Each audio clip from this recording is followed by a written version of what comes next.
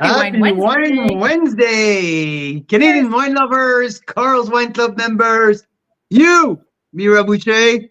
Carl Boucher. Happy Wine Wednesday. Great to see you. Good to see you all, Canadian wine lovers across the country, from Vancouver Island to Nova Scotia, Prince Edward Island. Welcome to another full show. There's so many things to talk about. We're having not one, but two special guests. One from Prince Edward County in Ontario, one from the Okanagan Valley. We're going to talk about, obviously, Closson Chase, our feature winery this week. We're also going to talk about Hester Creek, who is our venue host for the Pan-Canadian Masterclass 2.0. So we're gonna have with us Keith Tyers from Ontario and Mark Hopley from the winemaker at Hester Creek with us as well tonight. So I mean, it's packed. There's so many things to talk about, so many exciting things happening in the world of wine.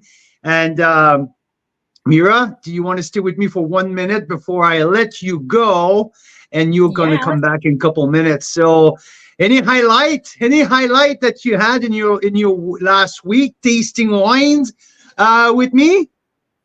Well, we've tasted a lot of wines. So I have to say, tasting 6 different Chardonnays at once from Closson Chase was something pretty spectacular. And they make some excellent Chardonnays. They're all so different, which is so cool. And also because we're just coming back from a bunch of Chardonnay from the 4 Mile Creek appellation in Niagara-on-the-Lake. So stylistically, there's such a big difference between Niagara-on-the-Lake all the way to Prince Edward County. And when you do it week to week, side by side, you really can feel the difference between these two styles of wine, right? Absolutely. And hey, it's kind of cool. Dale just posted in the VIP group that he's going to open a Closson Chase wine tonight, but he's wondering, should he open the Brock 2020 Chardonnay or the 2019 Grand Cuvée Chardonnay? Whoa, the 2019 Grand Cuvée. I mean, who's asking that? Dale Cadeau? Yeah. Wow. Okay. But Dale, we had that wine available in our feature last year. The Grand Cuvée Chard and Pinot Noir. I mean, it's a big boy. It's a wine that I always say you open for grand occasion. And the Brock, at $25 is such a great Wednesday night type of thing. I have the Brock in my glass here. I have the 2021, just as you, Mira, on your glass, the label TB. It's not for Tom Brady. It's not for whatever else. It's for the Brock.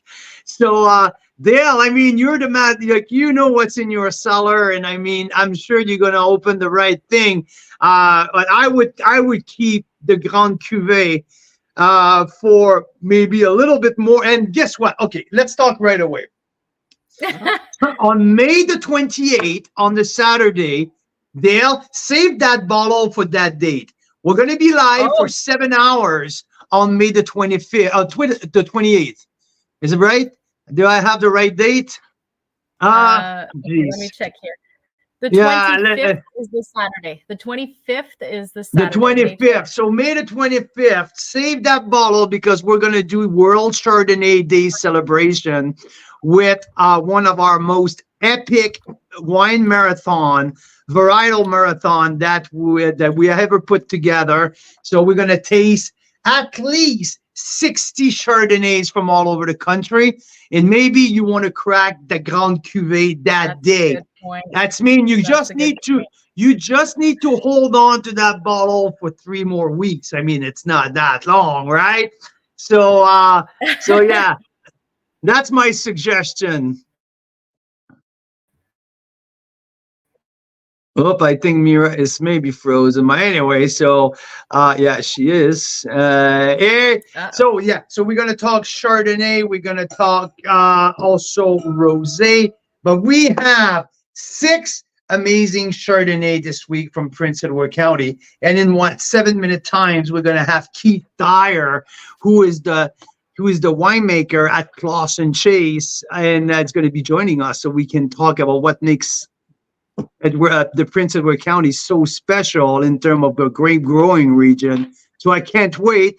Keith was one of our panelists at the first ever Pan-Canadian Masterclass held last year at Bellateller Winery in Niagara. And guess what? Keith is traveling all the way to British Columbia, to the Okanagan Valley, to be with us on June the 15th for the second Pan-Canadian Masterclass. It was going to be, it's like, and can you believe it? It's only 5 weeks away. It feels like we started to talk about Pan-Canadian Masterclass 2.0 a while ago. But geez, it's in 5 weeks. I can't believe that. We're going to host the country here in the Okanagan. We're going to host winemakers from all over the place. And so I can't wait. And Keith is going to be part of that traveling winemaker crew, is going to be joining us for 4 days here in the Okanagan and presenting the wine that we have. One of the wine that we have here in our lineup today, it's the Church Side. Where are you here? Well, that's the Pinot Noir. Anyway, so this was the 2020 Church Side Chardonnay, was the first edition of the Pan-Canadian. That's the wine who was representing Prince Edward County.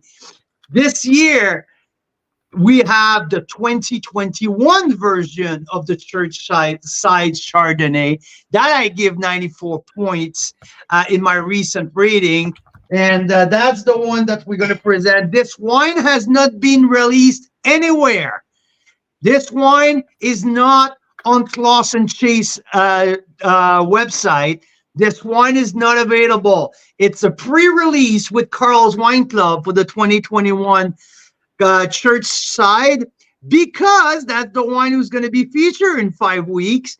And so, yeah, we're the only one to have access to it. And if you are Carl's Wine Club members and you're ordering through this offer this week, you can have access to that super special wine. It's so concentrated, so dense, so explosive, but filled with nerve and energy and tension. So that Church Side 2021 very, very stand out to me, and has like the 2020 versus the 2021 vintage, or drastically different vintages. These wines from Closson Chase, from the same vintage, from the same vineyard, I mean, show very different characteristic, and it's so interesting to have both side by side. And from the 20, the lush, you go ahead, Mira. No, I'm just trying to figure something out here. You go ahead. Oh, I thought you were trying to talk and say something. So the Church Side is one of the Chardonnay that really, really stood out to me. And interesting. Okay. We also have, so the fun part with that Closson Chase offer this week is, among the 6 Chardonnay available, there is so many different. I mean, we have the Unoak, 92 plus point, Unoak, but also like so fruity and so orchardy, like super cool. So the 2023 fresh, just out of the bottling line. So the Unoak County also an exclusive pre-release with, and this is a brand new wine in Closson Chase lineup. So we have that, the Unoak. There is the Brock. The Brock is a Prince Edward County wine, but source the fruits from the Niagara River region. So there's one of their chard where it's not estate fruit, it's not county fruit, it's Niagara fruit. So from the KJ Watson vineyard is a known source of fruit, high-end, very sought-after vineyard by the KJ Watson Vineyard. And so we have the Brock there, just a slight oak, 20%.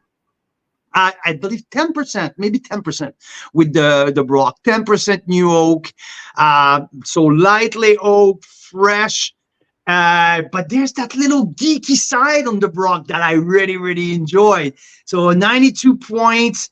Really, like if I have these two color here, I have the Brock with a little bit more yellowy, a little bit more leafy. There's a little bit more spice on the finish.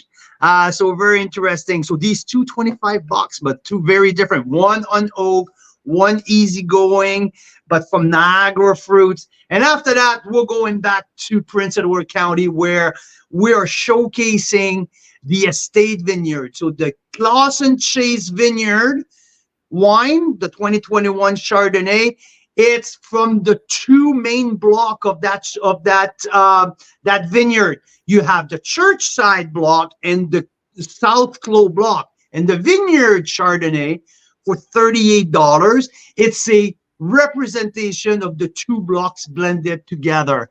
I mean, 93 points. This wine has been well rated by all of the critics out there. I ended up by rating 93 points as well. So really good representation of Prince Edward County, little salinity, nervy, filled with energy.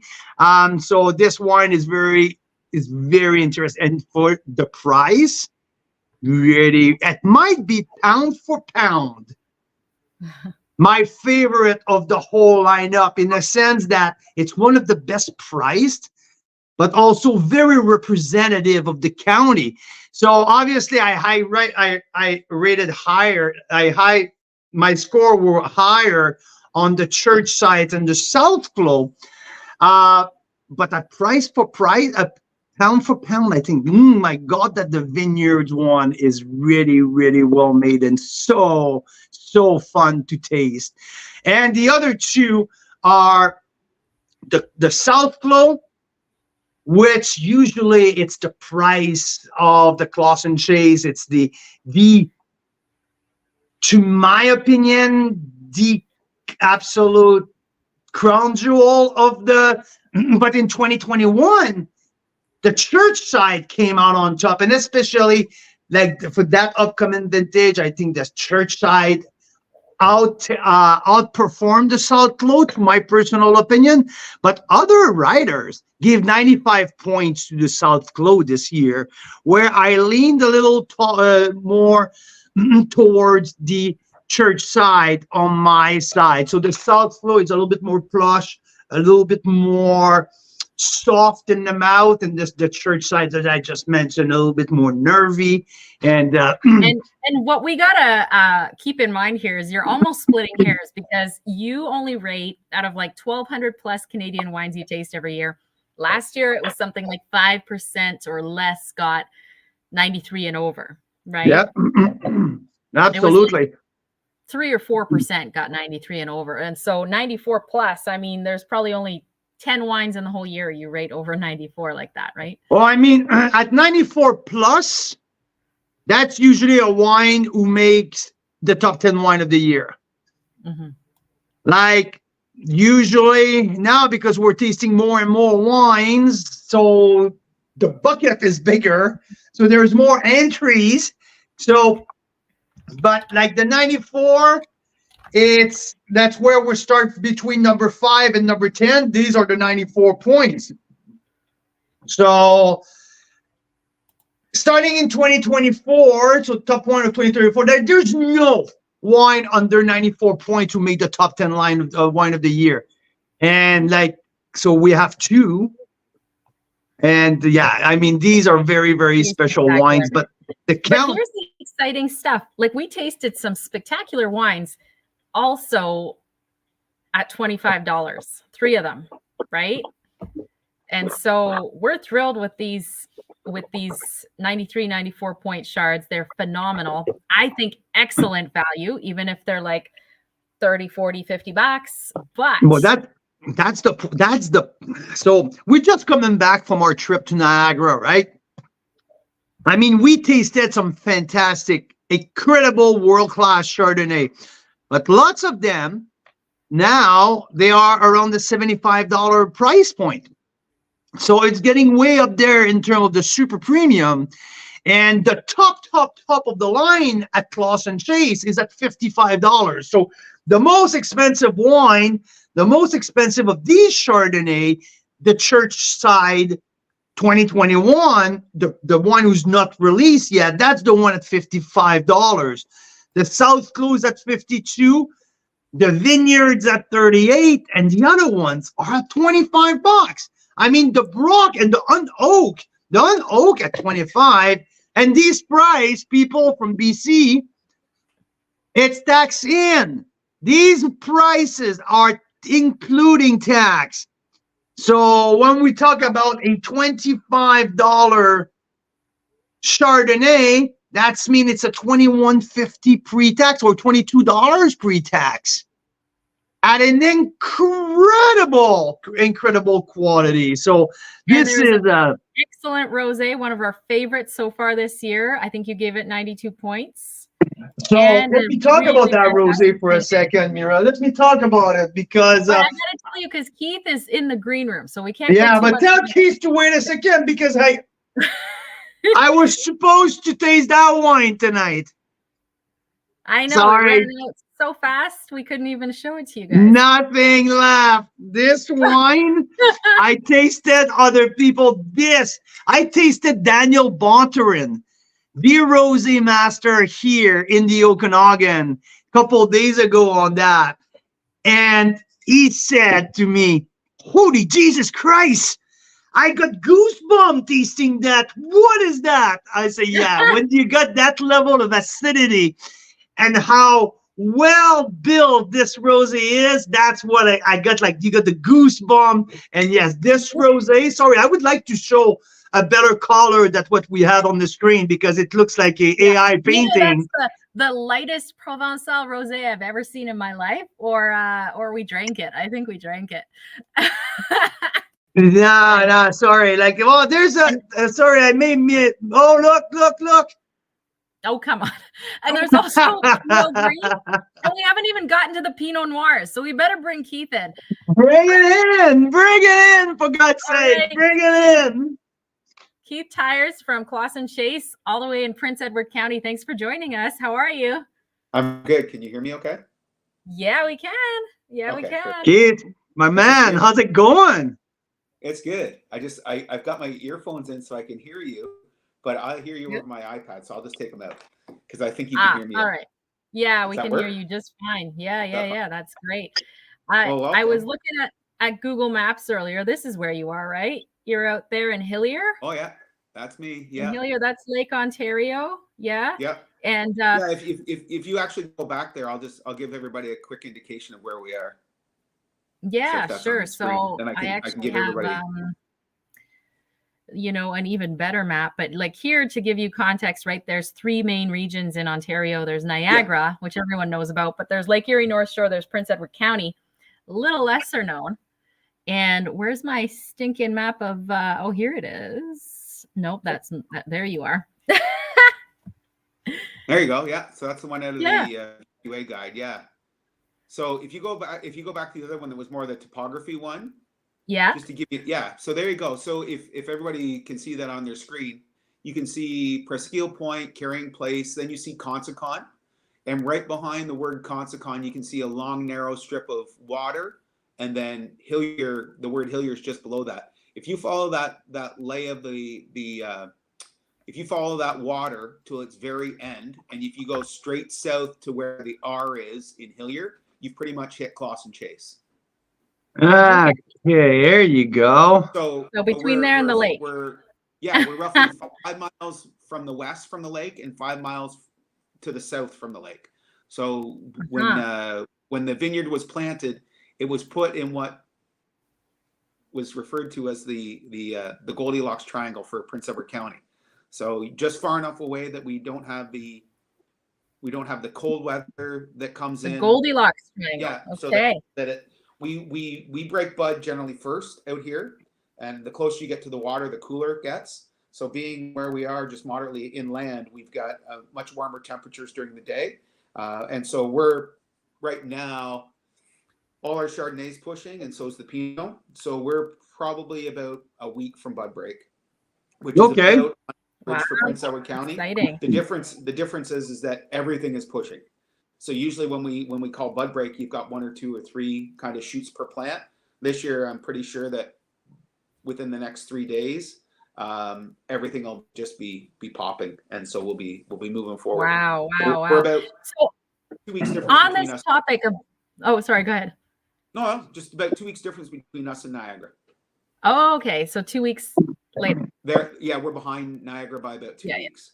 Yeah. Nice. Which is probably about a month behind the Okanagan if you guys had shoots this year.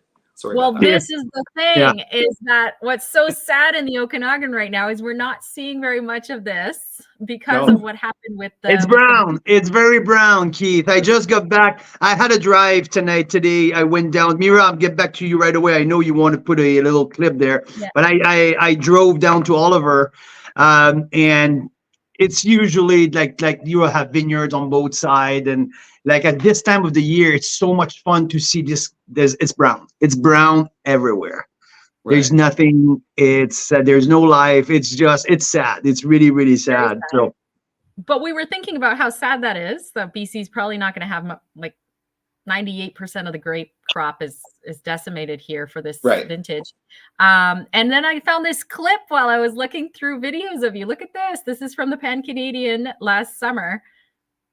Frost prevention used to be myself and the crew out from about 1 o'clock in the morning until the sun came up, running around the vineyard on tractors and walking, lighting bales of hay and burning them, trying to create a cloud to keep frost off the vineyard. In 2015, that didn't work. And our air drain fans that we also had didn't work because it started at +3 at 10 o'clock, and by 1 o'clock in the morning it was at -0.5, and then at 2 o'clock it was -2, and then at 5 o'clock it was -4.7. So we can get through that, but I like to sleep. So when we lost the vineyard in terms of production, we didn't produce any wine off the Citadel in 2015. We went out and bought frost fans because they work on their own. No. No, sorry, I got frostbox. Bill wants his money back. We just lost a sponsor for next year. Yeah, I'll give you some money. You asked. I'm looking at buying a sprayer though, potentially. So there we go. Which is almost worth as much as my frost fan. So we've done that, and it is effective, and they do that in other.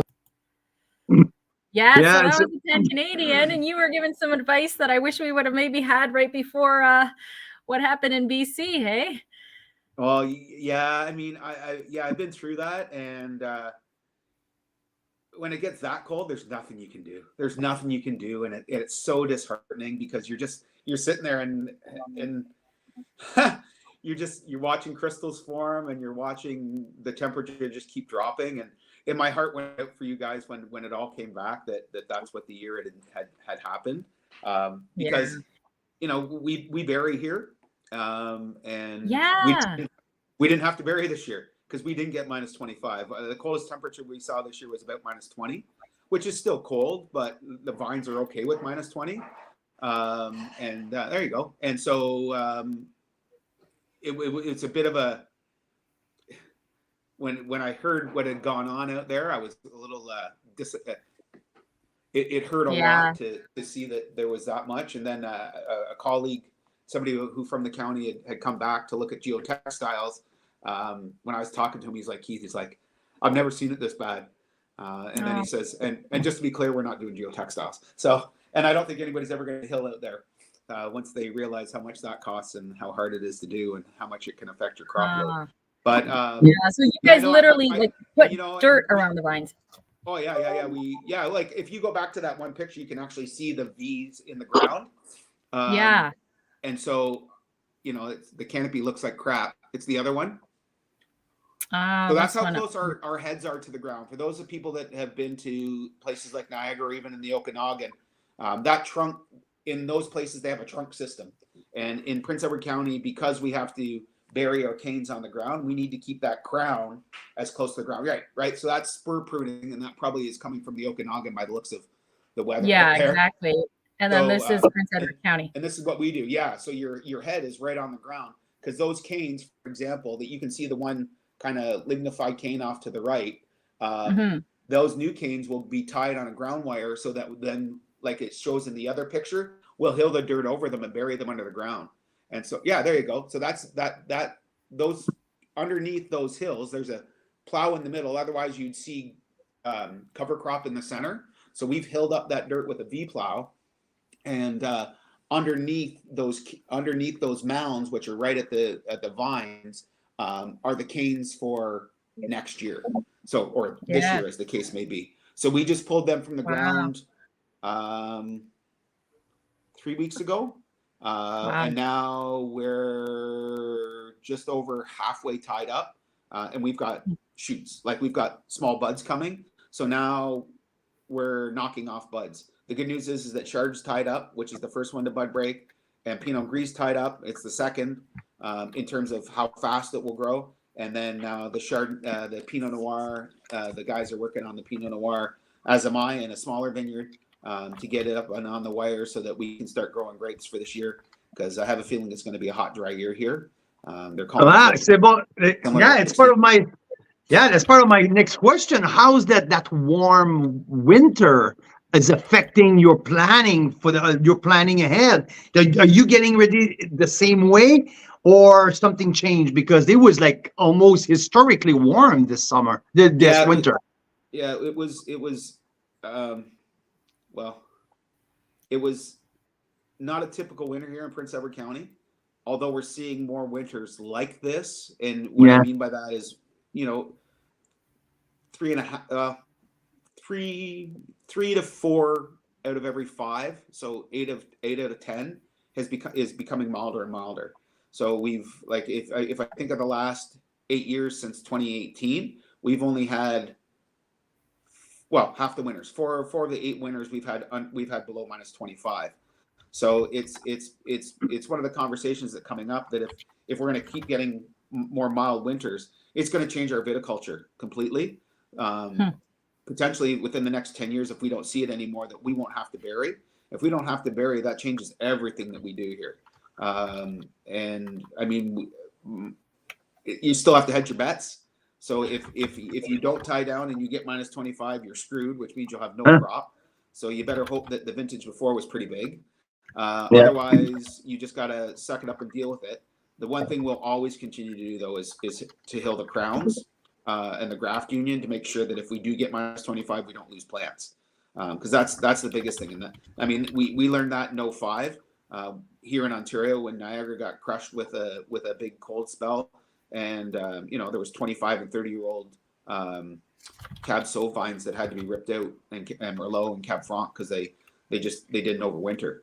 That's the heartbreaking part. And that's the thing, right? Like, that's what they're saying about the Okanagan, is a lot of guys are saying, I don't know if I should rip everything out and just assume I have to replant, or if I should let stuff sit to see if it comes back.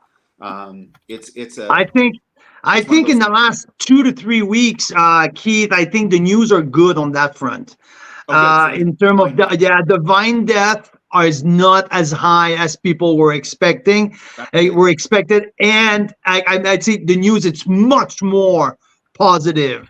So we're hoping that we'll be back to a 60% crop next year, if things obviously, if it collaborates. I think we are. So now people are watering like crazy.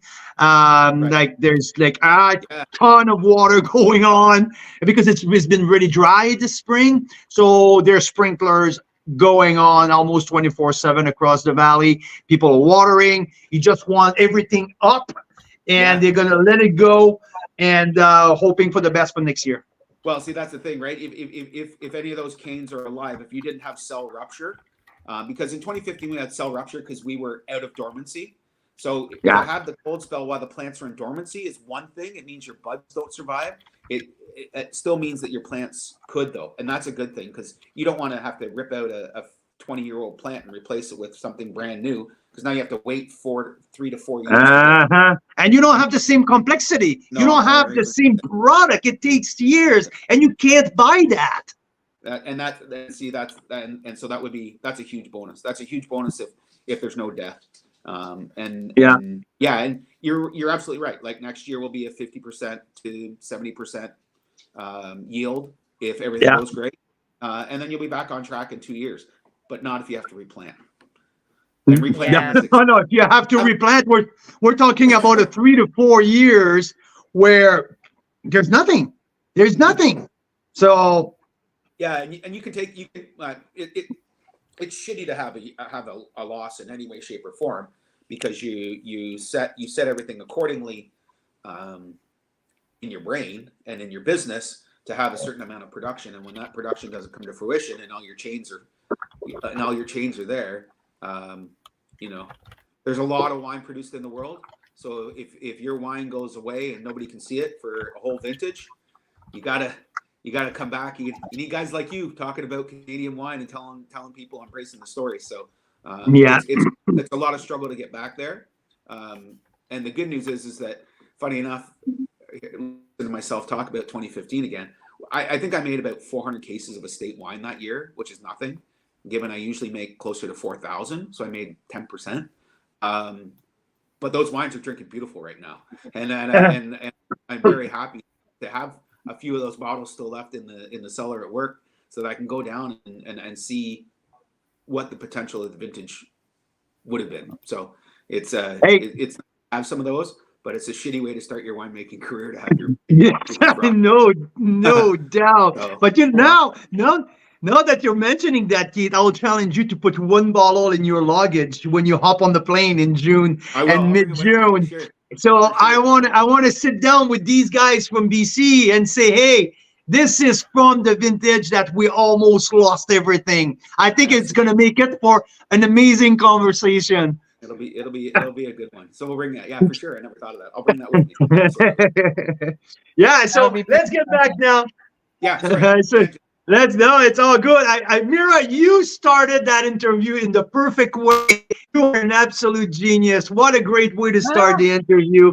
That's amazing. So, Keith, I want to know a little bit more because, okay, you've been a county guy for a long time. I mean, you're not new to this very special piece. It's a special place of growing grape. So tell us a little bit more about your beginning of your career. How did you end it up in the county, and why are you still in the county?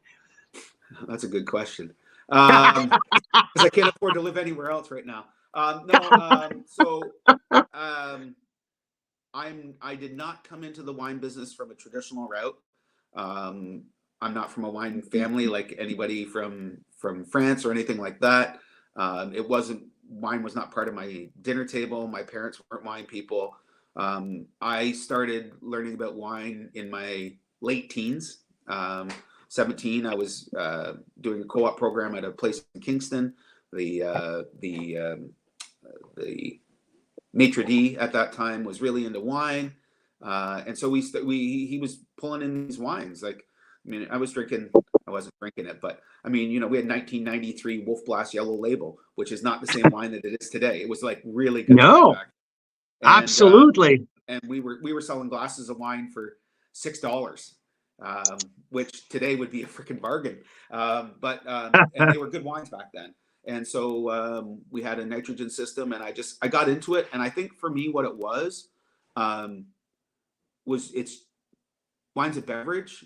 But the neat thing is it's wine's like, I guess to me, wine's like a painting. It tells you a story, and it's an interpretation of something, and it's just the end result of an entire year, I guess, is the easiest way to put it.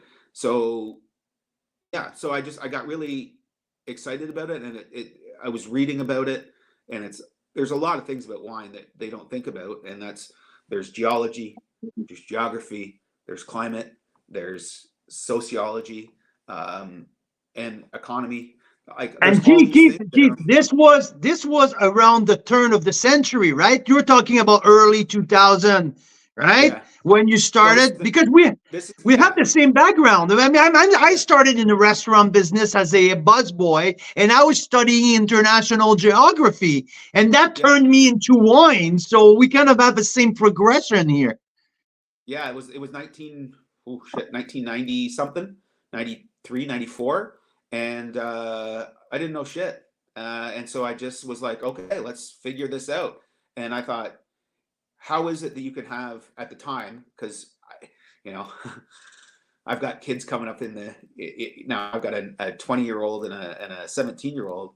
And wine's been part of the table the entire time. And now they're drinking sweet stuff, and like they're ready to drink things in the coolers and all that stuff. And I think back, and that's how I got into wine. I White Zinfandel, right?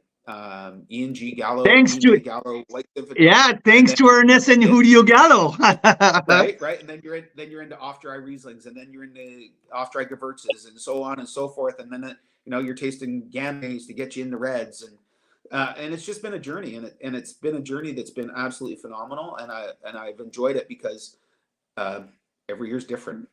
There's not one year that's the same.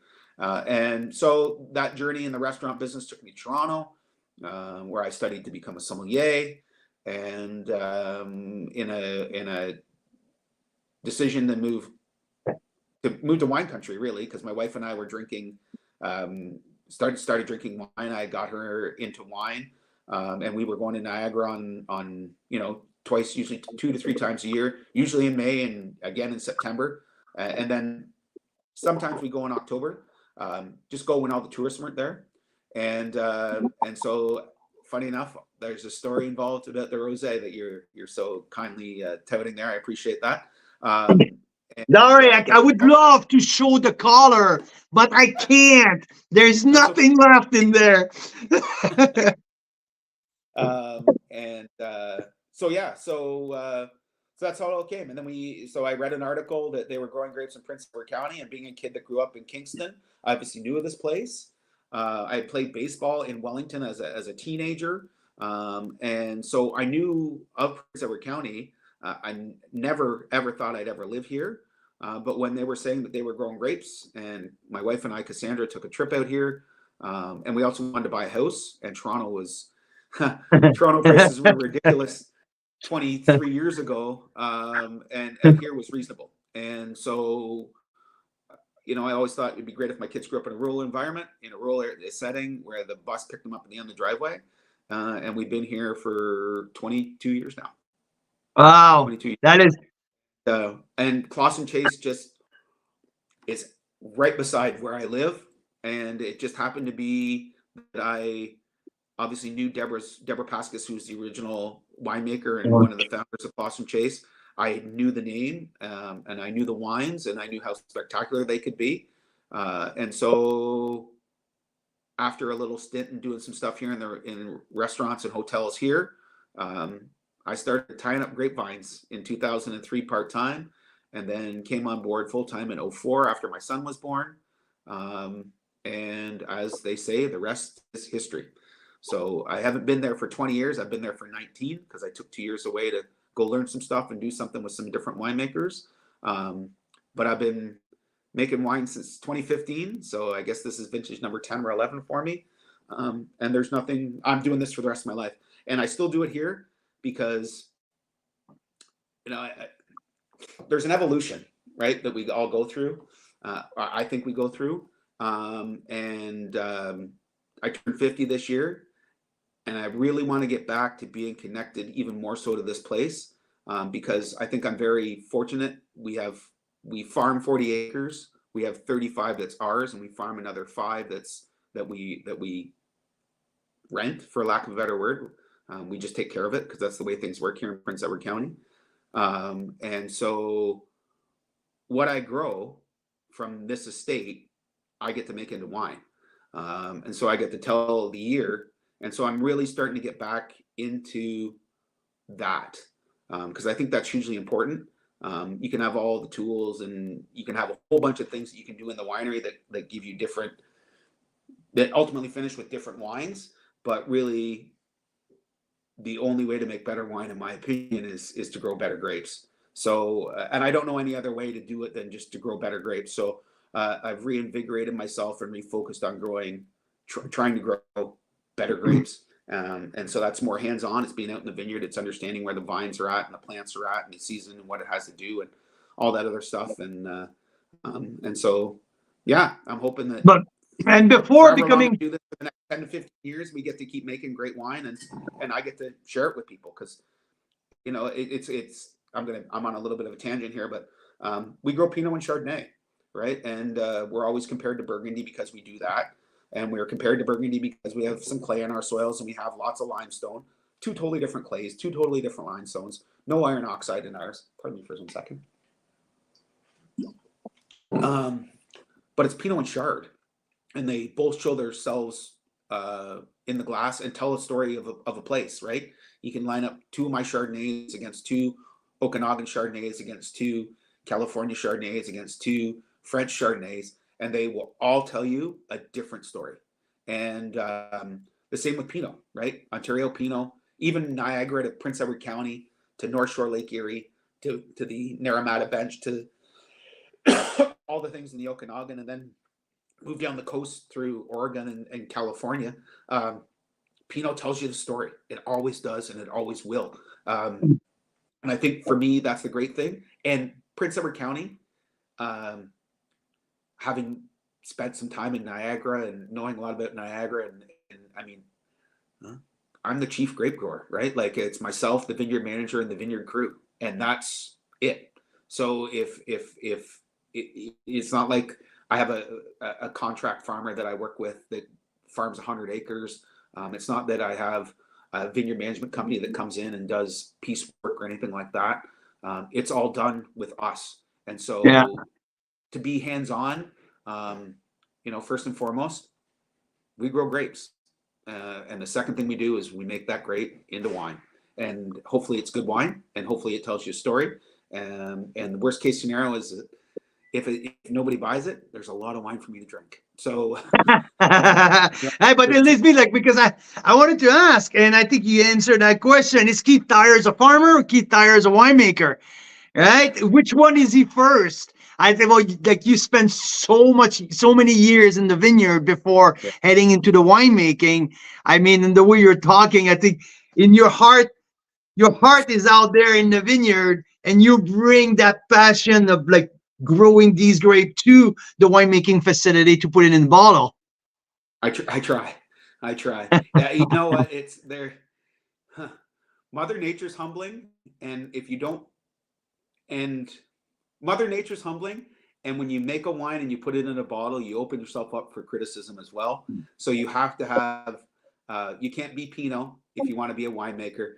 It's better if you're Shiraz or Syrah or Cab Sauv, where you've got a big thick skin. Because there's times when you taste your wine and you go, oh, what the fuck did I do, right? And then 6 months later you taste it again and you go, what the hell did I do? How did it get this good? Like, and so it's that's the evolution, and that's the journey, and I think it's a great thing, and it's a good story as well. So anyway, long tangent there. So that's why I'm at Closson Chase. But Keith, okay, I've been tasting your wines, like most of your lineups, 2015, 2019, 20, and now 21 across the board. How's these three vintage are so different? Yes, I mean, you got the big blockbuster vintage right in the middle. You got two very different on each side. Tell us a little bit what Mother Nature gives you 19, 20, 21, and now what we have in our glass. Sure. So 2019, we'll start there. We'll move up chronologically. So 2019 was a cool year. Long, slow bud break. Like, we didn't break bud, I think, until middle of the month, maybe even closer to the 20th of May. Flowering didn't happen until beginning of July. and it was cool through September or through August. And September was similar to September of 2023, not as hot, not because 2023 wasn't hot. It wasn't as dry in 2023 as it was, or in 2019 as it was in 23. And I just relate 23 because that's the closest one that we have. But 19, we were harvesting and processing Pinot in the first week of October. And just to put that in reference, in 2020, we were harvesting Pinot on the 20th of September. So almost 2 weeks difference between the 2 years. And 2020, which was the pandemic year, was absolutely probably the best growing year since 07 that I've had the privilege of working in Prince Edward County. Rain came every 7 to 10 days. Disease pressure was minimal, so spraying was low. Fruit hung well. It was warm. It was dry. We had great August, even better September. And so the fruit just came off pristine. So Yeah. it was one of those things like, don't screw it up. And it's funny because it's always been my thought process that in those years, you don't have to do a lot. And after the 20s went in bottle, they taste great, don't get me wrong, but I'm like, oh, maybe, okay, if we have a year like that, then I'm going to do this next time. I'm going to do this next time. So I try not to do too much, to be honest with you. I kind of have some protocols that I follow, but every year changes. And that rosé is a prime example of, you just roll with the punches. So then you're on to 2021. The 2021 was a challenging. Challenging. You know what? It's funny that you say that. It started off really like any vintage would have, and then we got hot and dry. It was wet through, I think it was wet through May, June, and then it started to dry up in July. We were dry through August, and we thinned as we normally do because I'm a firm believer that we can't ripen. Well, it's not a firm believer. It's just history has told me we can't ripen more than 2 tons an acre. So we always want to thin. And when you have fruit, especially Pinot, on the density that we have it on, because we're pretty tight together, we're 6.5 feet by 4, which puts us at about 1,600, almost 1,700 vines to the acre, in an area where we don't have a lot of. We have wind, but we don't have a lot of like really strong wind that can air drain the vineyards that quick, especially with that density. And It's dangerous. Disease pressure becomes an issue. So we always thin. So we thinned for ventilation. And I should make the biggest caveat is that we didn't have minus 25 in the winter of 19 into 20 or the winter of 20 into 21. So, hey, there you go. That's the church side. So those vines were absolutely laden with fruit. So we were sitting at roughly 2.3 to 2.5 tons per acre in 2021. So we had a lot of fruit. But then what happened is, as I said, it got hot and dry. So we were starting to see some drought stress and some defoliation. That we shit. Where's I going with that? You got this. You just did like so me. We thinned stuff out, and then 3 days before we started harvesting, we got rain. We got 60 mils of rain in 2 days, which can be devastating, but even more so given the fact that we were supposed to get hot, dry weather after that, and it didn't come. So the Pinots were sitting really nice, but then we get a little bit of dilution from it because we did have some dehydration occurring because of drought stress in Pinot. As soon as that water leached to the feeder roots, the vine just took it up. So we had a little bit of extra volume that year. However, so the Pinot Gris from 23 or from 2021 worked out great because it came off just after the rain, so the vines didn't have any chance to take up any moisture there. And then the Pinot did, and then the Chards get to hang for an extra 10 days. And we didn't get the same amount of rain that Niagara got in between. We picked between rains, but we we were getting very small amounts of rain in 2021, where I think Niagara got a little bit more. And in sandy loam soils, water drains faster. So Yeah. Niagara had a bit more dilution, so they had to let stuff hang longer. But these shards came off fully ripe, natural sugars of roughly 12.5% alcohol. Yeah, I think for a challenging vintage, we made some decent wine. Oh, the beautiful limestone. Yeah, that's a beautiful soil. Yeah. It's a pain in the ass soil. It's an absolute pain in the ass. That's the pain in the ass soil. Yeah, well, everything in the county has to be overbuilt because, we've got roughly in any one location, you could have as much as 3 feet of topsoil before you get to bedrock. But in most places, it's anywhere between 12 to 24 inches. And it's rock. It's all that rock and rubble. And then you're hitting shale underneath that. And so, we beat up on equipment a lot. So everything. Yeah, here that's is for sure. You don't go to the local tractor store and buy something that's right off the vine, right off the floor. You have to usually buy it, take it to the welding guy, and have him beef it up a bit so that you can actually pull it through the vineyard and not destroy it. But that's why we're here. That's why we're here. I mean, you know but, what? And as sorry, go ahead. Oh, I was going to say that's one of the things that makes the wines so spectacular. It's one of the reasons why we were saying there's so many similarities maybe to Burgundy with that limestone soil, right? Yeah, it's yes. I'll just leave it there because we're working down. We're trying to figure out what it is, right? Like our pHs are generally pretty good. Our acid levels are usually really well. They're always persistent. I've never had to add acid because we lacked acid. Maybe add acid to balance out pH, but never because the wines were flat or flabby. So we're always in a situation where we've always got that structure.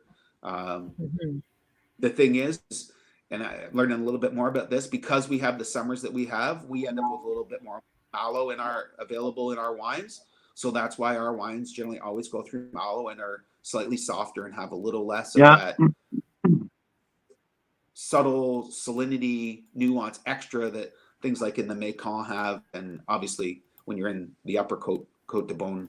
But I'm not going to say I'm Marceau or Pouilly-Montrachet yet, but I'm trying. But, now, I mean, make those ones so I can afford to drink them. I mean, for me, when I taste your wine, Keith, and especially on the Chardonnay side, to me, it's nerve tension. There's a beautiful tension and a fantastic energy in these wines. We just got back from Niagara. We spent a lot of time in Niagara on the lake, and now that I tasted countless amount of Chardonnays out there, and now I'm switching from 4 Mile Creek appellation, Niagara River, to Peck, to Prince Edward County. These Chardonnay cannot be more drastically different from each other, right?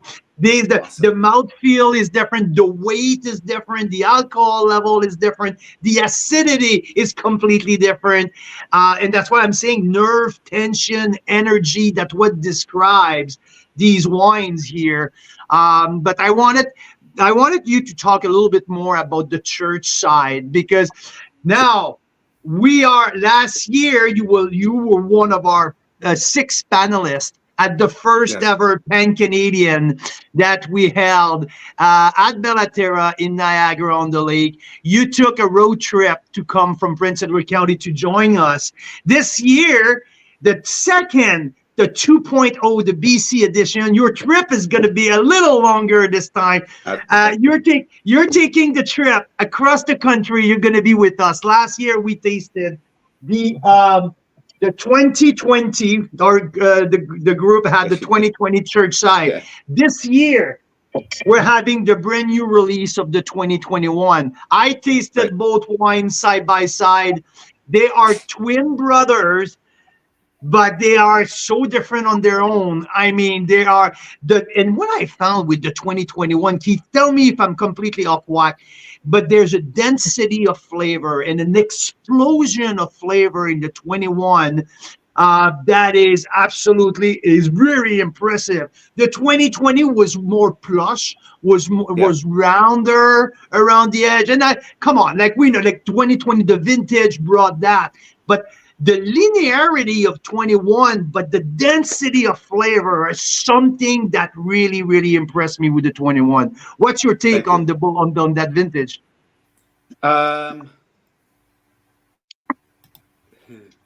had to work a little bit harder just to try and figure out how things would come through. Really, honestly, it's site. It honestly comes down to site, because the church side is a higher elevation, so it drains a little bit quicker. It has more mealy clay loam and a lot more rubble before you get to bedrock. So it retains a little bit of moisture through that process, but it also drains it quite quickly. You've got nice aspect and a high elevation here for here. I mean, it's 151 meters above sea level. So what's that, 450 feet to 500 feet above sea level, which puts it kind of in the middle of a lot of the, as far as elevation goes, it puts it in a lot of categories where a lot of the great wines in the world, like if you think of the slopes of the Côte d'Or, or even in the Willamette Valley, like the Dundee Hills, they sit majority of the wine is in the vines in Dundee Hills or in the Willamette Valley sit between 400 and 600 feet above sea level, and then the really high end stuff sits at 700 to 900 feet above sea level. So I think we've got this aspect that helps us.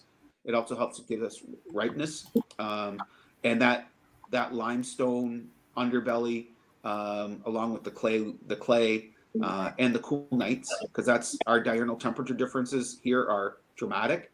And I think you see that and you taste that in the wine, which gives it that precision. It's really a unique place for that, because even when things are super hot, like in 2020, when you get lots of natural sugar and therefore lots of natural alcohol, you get the viscosity and the richness, but that underlying acidity is there. I think it's probably a little more prevalent in the 21 because of alcohol. So the 2020, I think, was listed at like 13.3 or 13.5, but it's probably closer to 14. And you're at 12.2. We got 12.2 with the 21s. And that's exactly what it is. So I mean, there's a difference there. So you're going to experience that wine different.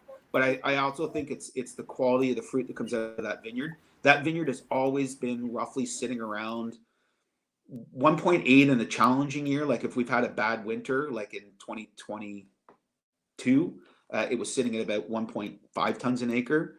But generally speaking, that vineyard has been upwards of 1.8 to 2.3 tons per acre consistently of nice ripe fruit. So the vines just seem to love that site, and it always generally tends to have that balance. And I mean, we make more South Clos than we do church side.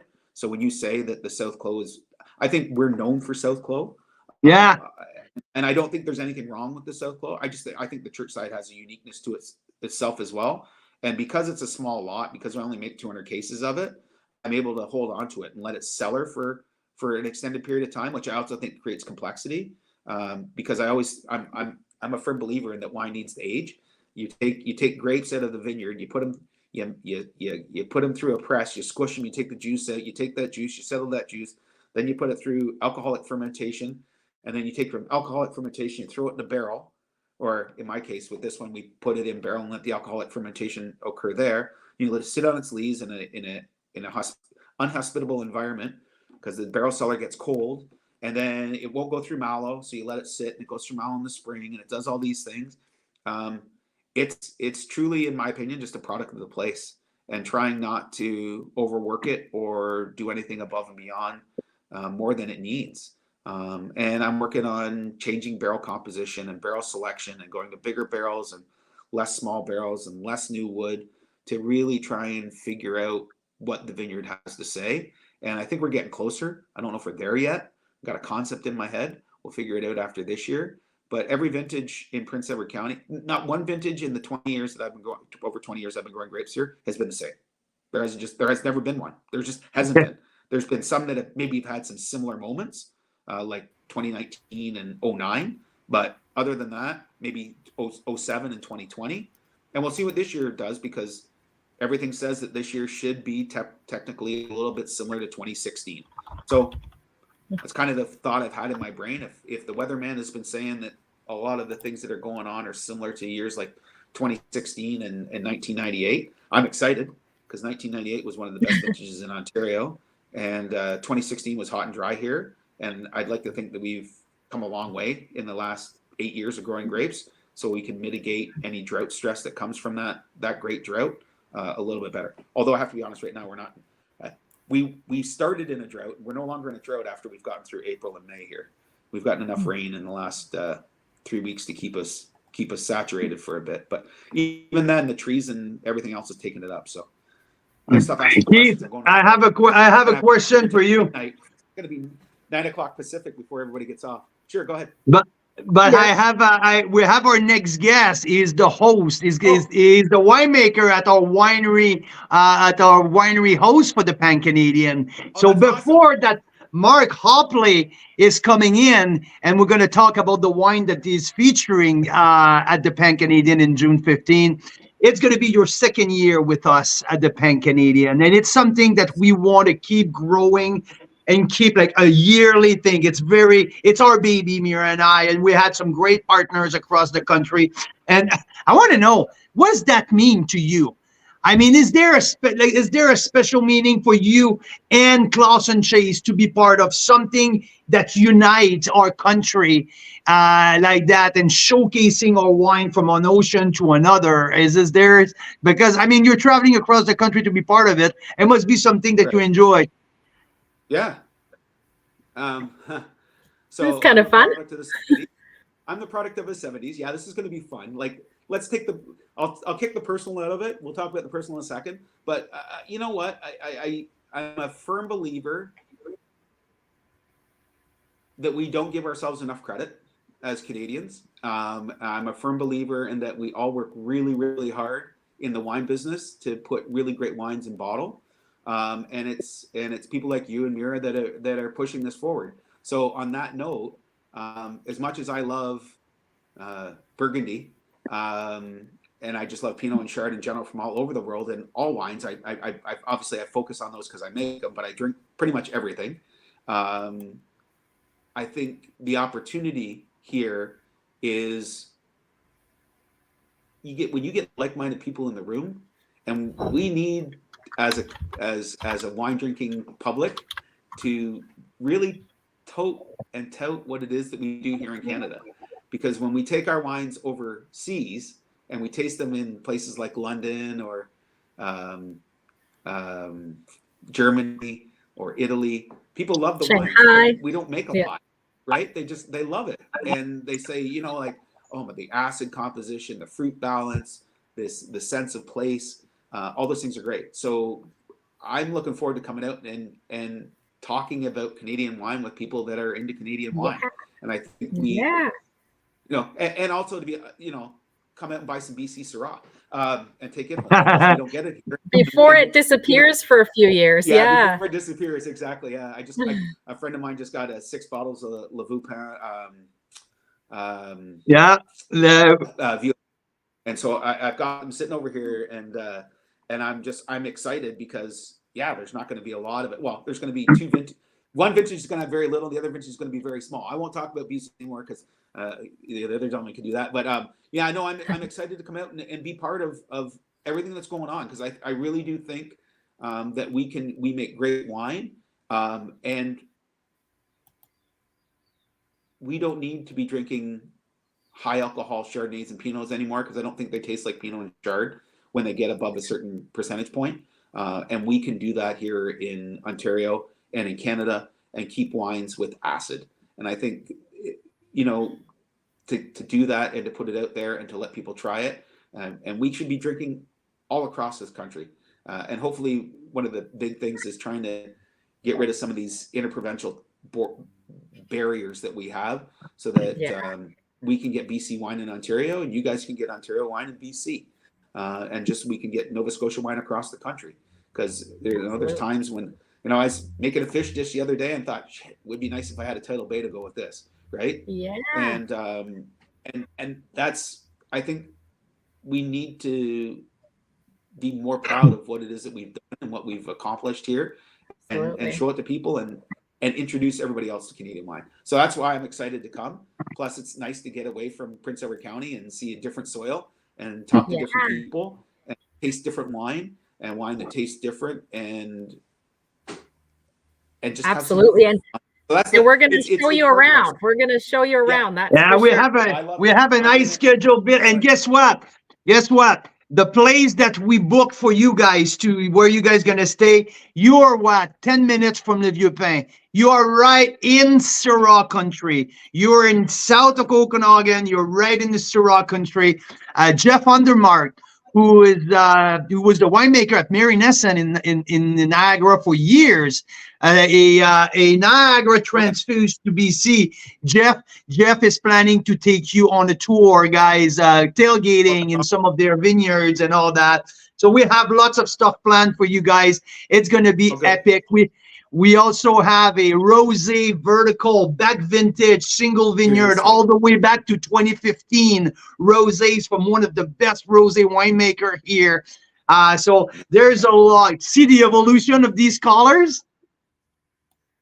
So yeah. Daniel, who makes those, he says the rosé just starts to go back to where it came from, which is a Pinot Noir grape, and the brown, the color changes. Oh, that is awesome. Yeah. You know, it's funny that you say that because we've just opened some Pinot Noirs, some rosés from like the first vintage 2018, 2019, 2020. And I didn't make those wines to last. It wasn't the way I kind of designed them. I just built them because I like Pinot Noir, and I know I like Pinot Noir as a rosé. And so it just became one of those things. Is now they're drinking beautifully still, and I'm just like, who would have thought this? So I'm looking forward to tasting a 9-year-old, 10-year-old rosé to see where they've gone and have a conversation about color. And guess what? He tasted your rosé a couple of days ago when he came by here. I blind tasted him. I gave him a glass of that. He was like, "Oh my God, what is that?" He said, "I got goosebumps. What an acid! What great acid!" So I was like, "This is county, buddy. This is Prince Edward County." Danielle's going to be at the Pan-Canadian. I can't wait to introduce you. But yeah, we're excited, man. We're excited to have you over and to share 2021 church side that I just gave 94 points, Keith. I mean, congratulations. Thank you for being here. Thank you for partnering us with us. And yeah, you're the best, man. You're the best. I can't wait to see you in, hey, can you imagine 5 weeks, buddy? 5 weeks. Don't even go there. It's funny because the week before I'm on the East Coast. So I come back and then I'm home for a day and then I leave to go see you guys. So I was just like, okay, I'm so super stoked to do this. One coast, the other coast, and all about food and wine. So this is amazing. It's work, but it's pleasure all at the same time. Thanks for having me, guys. It's amazing. Thanks so much, Keith. We can't wait. Have a great call. And if you need anything ever from me again, you let me know. Thank you, Keith. Thank you so much. I didn't see how many people are on the call, but anytime, guys. Thanks a lot. Yeah. Thank you. Thank you. Thank you. Have a good one. Oh, I love that. I love what we do. Isn't it great? Well, thanks you guys for stopping in with us. And guess what? The night is young because Mark Hopley is in the green room. Mark is the winemaker at Hester Creek Estate Winery. And I got to tell you, I mean, we didn't know that much about Hester Creek, did we, Carl, until about a year and a bit ago. I mean, you'd been there before. But I mean, like I knew a lot about their generic portfolio, about like their bigger SKUs, the SKUs that it's the bread and butter of Hester Creek. But what I didn't know, and that was until the first time I met Mark, and he took us to the cellar, and we had some barrel tasting of stuff like, I mean, Petit Verdot in barrel, some super Tuscan blends in barrel. So yeah, that's the Sangio and all that. And he was starting to tell me that he had some small lot program that he was developing. And I'm like, I started to change my opinion in my mind about what they're doing. And wow, like, I mean, it's become one of my favorite because there's so much versatility and diversity in their portfolio. They are absolutely world class in what they do. And when I tasted what, a couple months ago, 3 months ago, their first release of the X, the winemaker trilogy, I'm like, holy crap. Now we're talking the big leagues. And well, guess what? In my first, Mira, in our first release of our top 10 wine of the year in 2020, the Garland from Hester Creek was part of that top 10 wine of the year. So I mean, it's been on my radar for a while. We know that the Garland and the Judge are staple here in British Columbia. We know that especially the Judge is the one who is the most known as one of the premium South Okanagan blend. And that's what we have here in our glass tonight.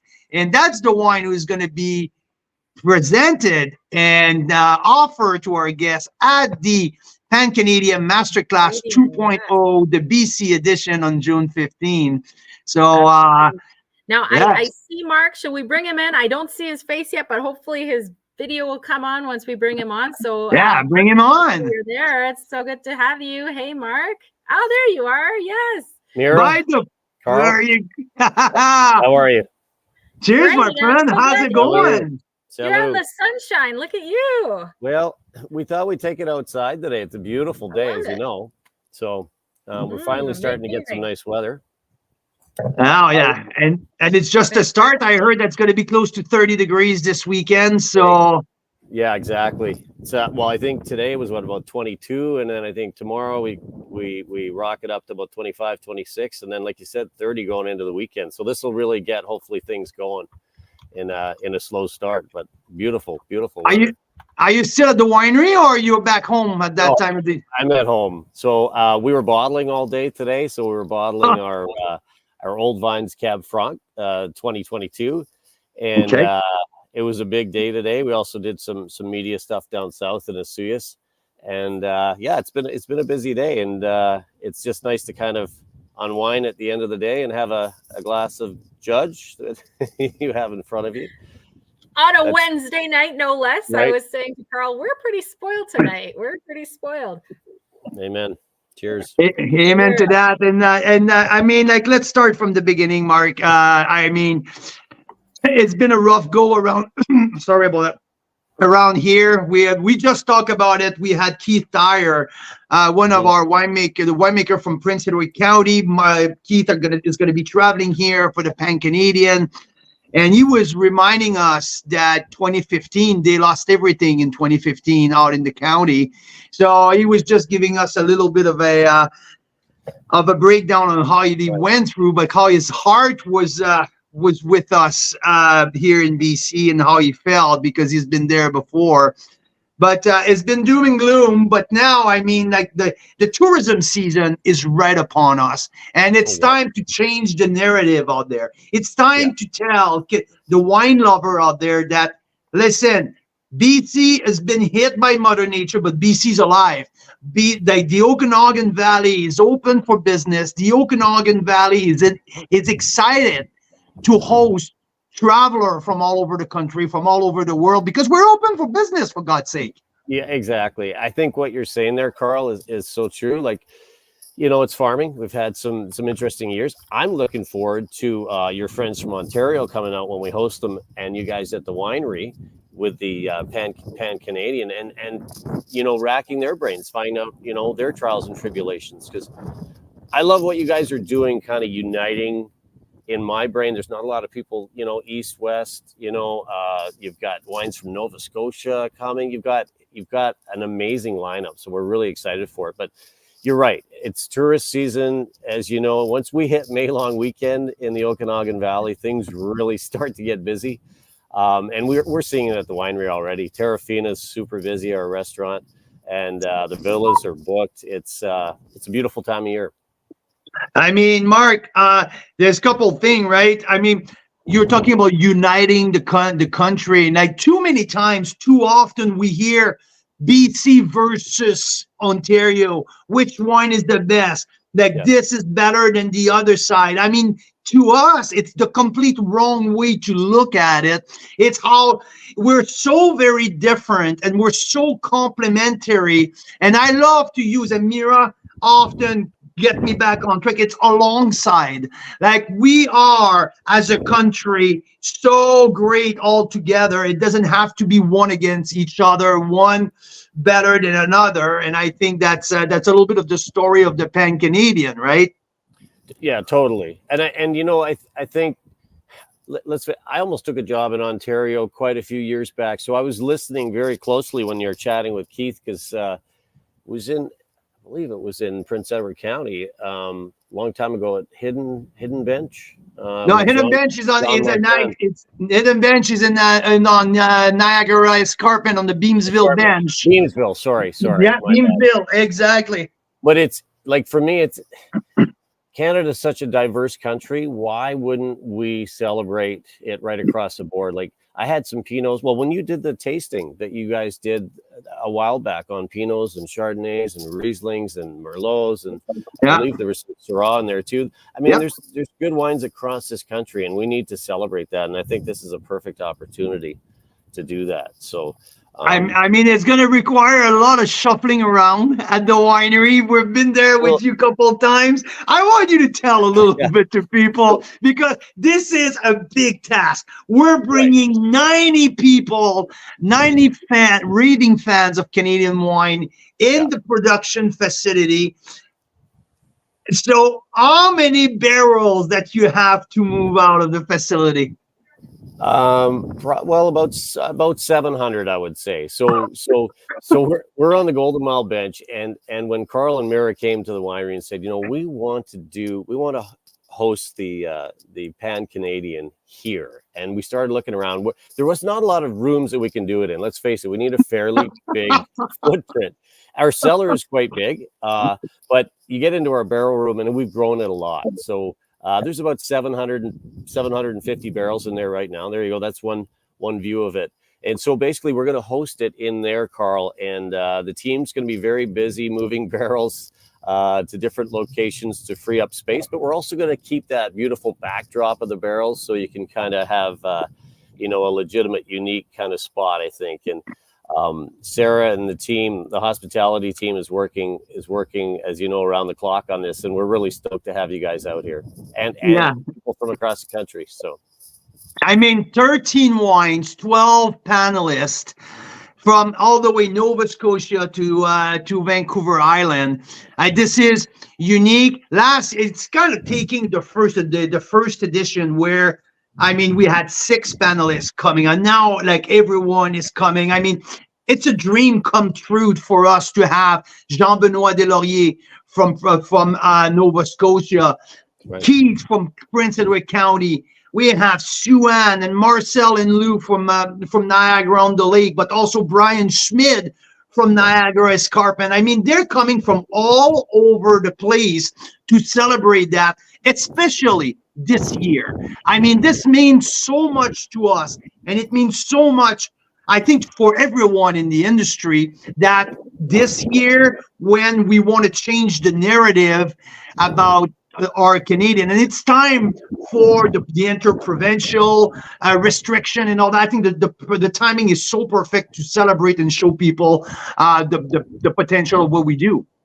Yeah, absolutely. I mean, we're excited for it, and I think sometimes out of bad things come good things, and we you know what I mean. Like, people are talking right now. How can we connect this country right across the map? Because we've got some very unique. I mean, Keith was referring to it when he was talking about the terroir for Pinot Noir, and I was listening intently, because Pinot Noir is not something I work a lot with here. As you know, we're mostly Bordeaux and Rhones, and I mean, there's Pinots done here very well. Don't get me wrong, but it's not something I get to work with. So it's, as a winemaker, it's interesting to listen to that, and I'm really excited for the panel so we can sit down and really get some intimate conversations, because I think what you're doing there is quite unique. There's not a lot of specifics talk sometimes in winemaking. I think this, you're only talking 90 people, so it's an intimate setting.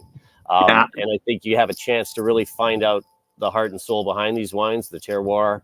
It should be a great event. I know it will be. Yeah, and I mean, like Jean Benoit Deslauriers grows Chardonnay all the way across in Nova Scotia. I'm sure that you and Jean Benoit doesn't work with Chardonnay the same way, and Right. and like I mean, and the final product is drastically Used different to be from.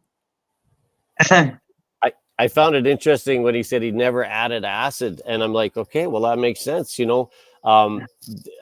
not many winemakers you could talk to in the Okanagan Valley that would say the same, right? Because it's just a very different climate for the most part. But when those numbers align naturally, that's when those true vintages, you can knock them out of the park, right? When you don't really have to do anything, it's just about the farm.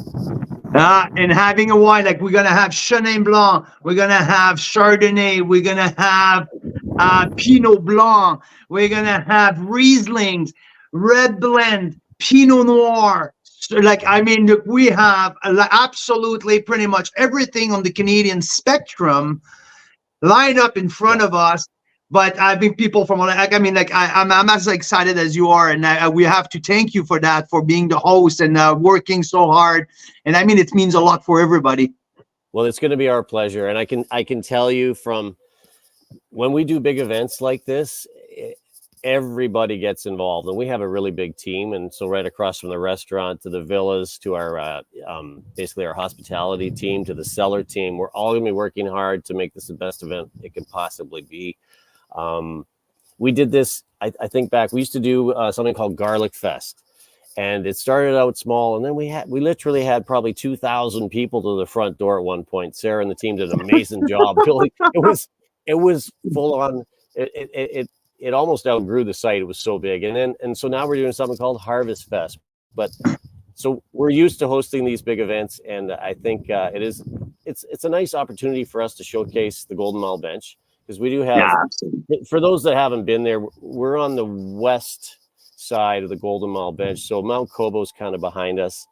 And it cools off at night, surprisingly there, because we lose the sun earlier than they do obviously on the Black Sage Bench.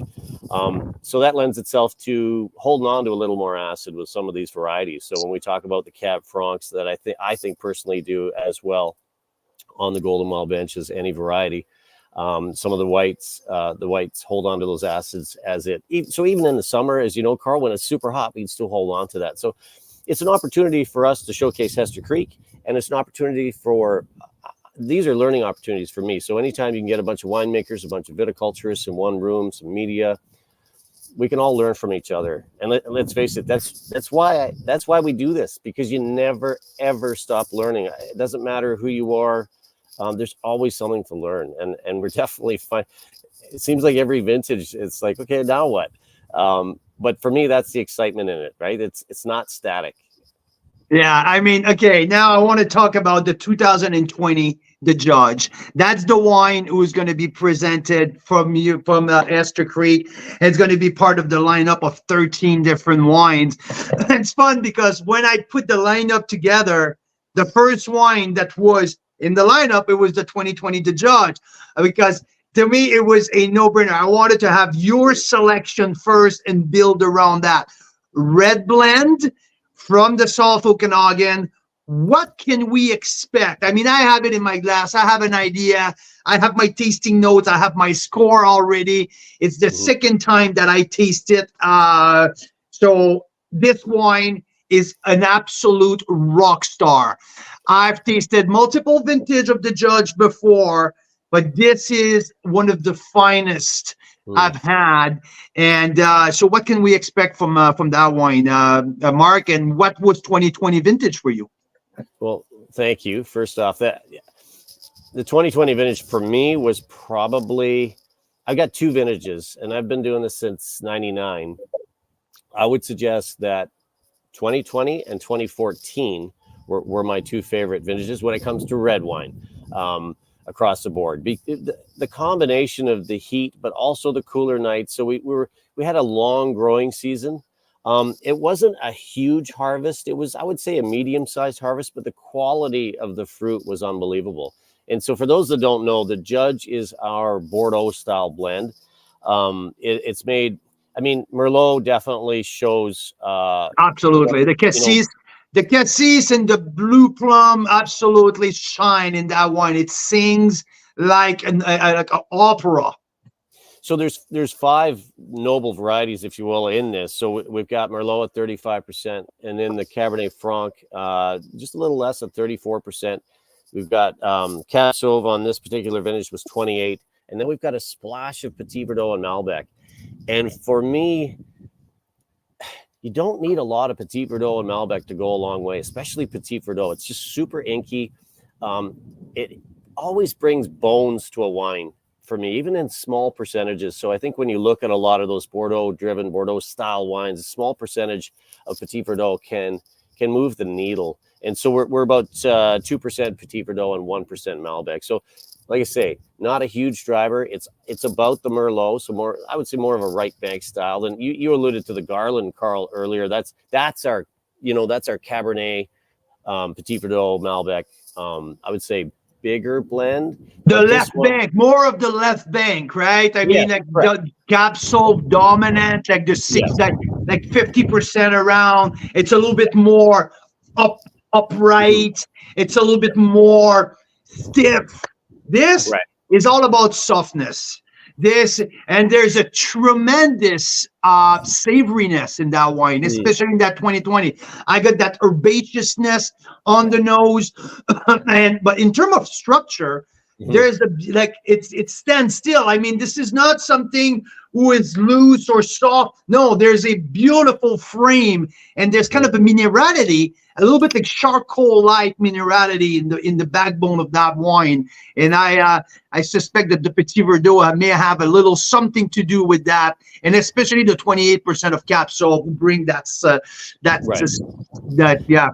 And that's something that over the years. So anytime we start making a new wine, and this wine has been around for a lot of years, obviously it's a flagship for Hester Creek.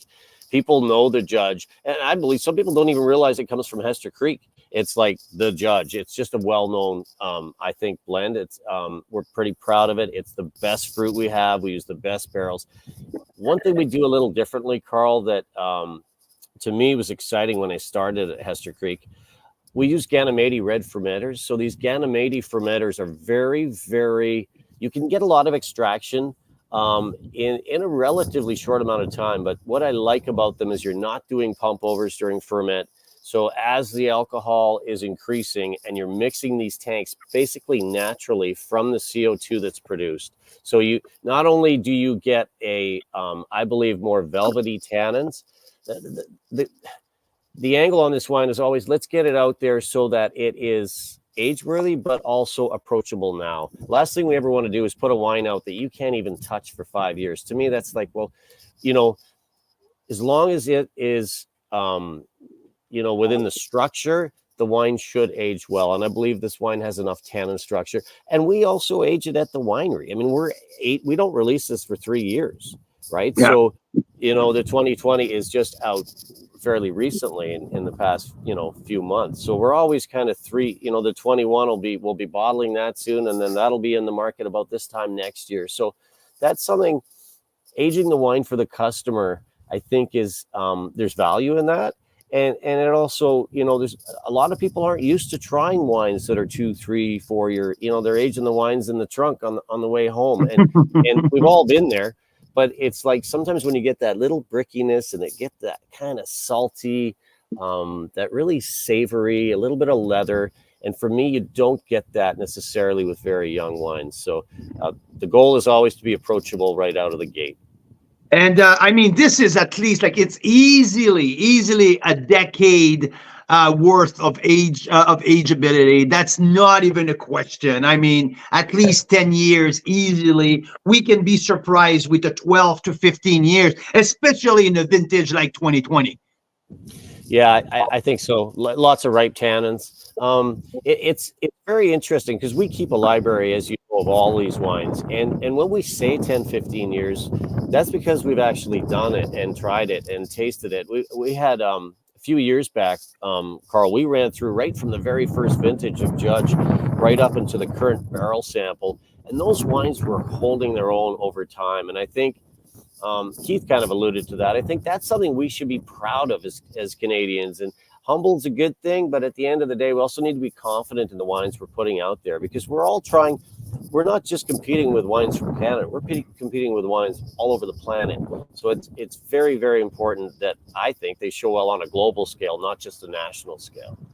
Mark, I mean, I just got back from Toronto, and we put a tasting together at a private club downtown Toronto, and we showcase 12 Canadian wines, all old, like 2015 or older, between 2006 and 2015, and alongside a bunch of international iconic wine. And we had in the room 30 people who are all international. They were all international wine collectors, people who like to collect Bordeaux's, Chateauneuf du Pape, Super Tuscan Barolos. And we came out of that tasting, people, their jaw dropping. They couldn't believe how the Canadian, what's in their back door, on their backyard, what we can offer as an age-worthy product. It was mind-boggling to see that 2006 whites from Niagara shining from air. Like, it was incredible.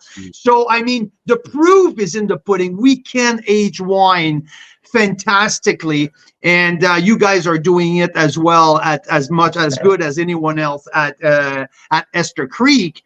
I wanted to touch base about your terroir, because you guys are on the Golden Mile, and one of the first, or one of the most recognized sub-appellation in British Columbia, in the Okanagan, is the Golden Mile. And what does your terroir, what does the Golden Mile offer special in terms of the grape growing? Well, I think first and foremost is the aspect, we're facing east. So like I mentioned before, we lose the sun early. I think that's big, but we also we get the morning sun. So we get lots of hours of sun, but we get it when it's a little cooler earlier in the day. The thing you got to remember, as you know, Carl, the Okanagan Valley, especially the South Okanagan, is about sand and sagebrush, alluvial fans, right? And it's about being up off the valley bottom, as you know, so kind of away from those frost pockets. It really extends our growing season a lot, just being off the valley floor, because let's face it, we all know cold air sinks. And so as you're on the slope, it drops below you. A note that I really get from the Golden Mile bench is the sage. And I don't mean personally, I'm not talking about culinary sage. I'm talking about be in the Okanagan on the rare day that it rains and smell that sage. It's like, it's unmistakable. Like anytime I go through the vineyard, I rub my hands in it because I just love the smell of it. I have it in the front of my yard because first off, it doesn't need any water. It's very aeroscape friendly, let's say. And the quail love it. But yeah, it's a note that I get in all of the Golden Mile bench wines. That's the savoriness. That's the distinctive savoriness that I detect. That, like, that sagebrush who comes out. And there's one other thing to me. It's the spicy finish. You get that white pepper, you get that crunchy finish, and when you use a beautiful oak program like you do, I mean, these oak spice come up at the end of and matching the terroir natural spice that it's offer. Yeah, I agree with you. I get, and let's face it, some of that comes from the barrel. Like some of the barrel selections that we're picking are a lot of Allier Forest. So for me, I always get that clovey, cinnamon, that little bit of spice, almost like apple pie, like a freshly baked apple pie. I find that a lot in the oak treatment that we've been using. We've also made a move to go to less heavier toast.